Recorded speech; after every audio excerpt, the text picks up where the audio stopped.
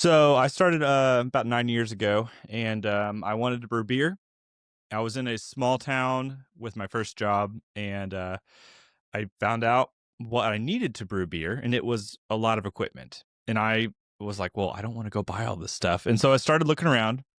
Thankfully, I stumbled across Mead. I don't remember exactly how, but I stumbled across Mead and found out you needed basically a jug and some honey and water and yeast, and then you walk away is essentially my beginning assumption. And I was like, oh, I can definitely do that. So I bought a couple pieces of equipment, and I had a video camera at the time, and I was like, well, I'm just gonna like document my process of like learning how to do this.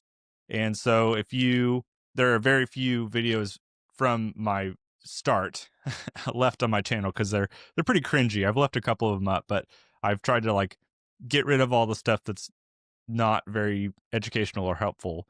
But there are early videos of me just starting and essentially learning along the way with people. With each Right. batch, I would say, hey, I'm making a traditional mead, and I'm going to try this honey today, and I'm going to use this. And honestly, it snowballed. Like I thought I was going to make one or two batches of mead, and then I started doing it, and I was like, well, now I need more equipment. 2 or 3 months went by, and I had 10 or 12 jugs and batches going, and it was Mhm. immediately something that stuck for me. But honestly, the beginning of it was just out of sheer laziness of not wanting to buy brewing equipment for beer, honestly. No, I totally understand that, so I would more the beer side, so I actually Mhm, reached out to my cousin. He was like, "Hey, I just bought this kit." It's like, "Cool." So I just bought this kit. Don't wanna name names, but it was about $120. It came with an extra kit. I made my first 5 gallons. Was it great beer? No, but I made beer. So I was pretty excited about that, as I made beer, cool, so it kinda led down the whole rabbit hole of, different equipment. I have a bad habit of, like, once I find a hobby I like, I jump all the way in. So mhm. this one, I'm Oh, yeah. dragging my feet on purpose. So I'm, like, Mhm. slowly buying stuff. So I'm trying not to spend too much money It takes up until a it's lot of space too, so you'll yes. I'm sure you've already seen that. Oh, yeah, for sure. So I kinda wanna get to the elephant of the room first. So this National Homebrew Competition medal that you won. I'm pretty sure that's not beginner's luck. I'm sure you worked really hard on it, but what makes a competition winning mead? Man, that's a golden question.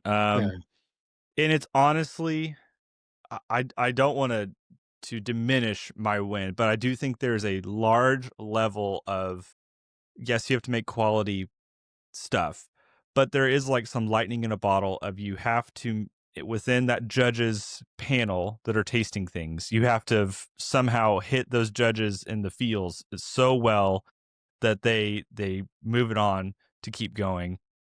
I do think there's a huge layer of, yes, making good mead that is coming from like your own tasting experience. If you want to get good at making mead, my recommendations make a lot of it for one, but then also just get experimental and see if you can try commercial stuff, because oftentimes commercial stuff's successful, which is why they're selling it. Um, but as far as like a award-winning mead, it's it's a funny topic because that same mead that won a gold at National Homebrew Competition, I had submitted to many other ones, and on a multitude of competitions, it tanked. It didn't do well, really? Huh. and so I would love to say that there's like a recipe or winning formula that just you mix together the right ingredients, but I do think there's a large component of judges are people, and they have their own personal taste buds and opinions, and sometimes it pans out really well, and sometimes it doesn't. So I'm definitely proud of it, but I also know that it was like a little bit of a lightning in the bottle sometimes. So, what mead did you make for that competition?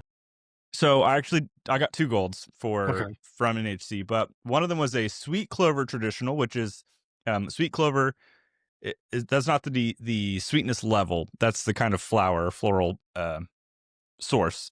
Sweet clover has natural cinnamon character to it. It's a really interesting kind of honey, and so I just made a traditional mead, honey, water, sweet clover yeast, and, back sweetened it lightly, and it won. And then my other one was kinda wild. It was a blueberry muffin mead that went way off the deep end of blueberries, but then I started throwing in cinnamon and spices and a little bit of maple syrup, and then for my muffin flavor, I bought the oh gosh, what was it now? I'm blanking. Oh, cake batter, the little Okay. McCormick Yeah. cake batter, like 1 ounce thing, and I put that in there. And I guess again, I guess the judges were like, "Wow, this thing is." It probably stuck out like a sore thumb in the midst of everything that was there, which was probably a pro in the situation. But that one won first place as well, which is pretty cool.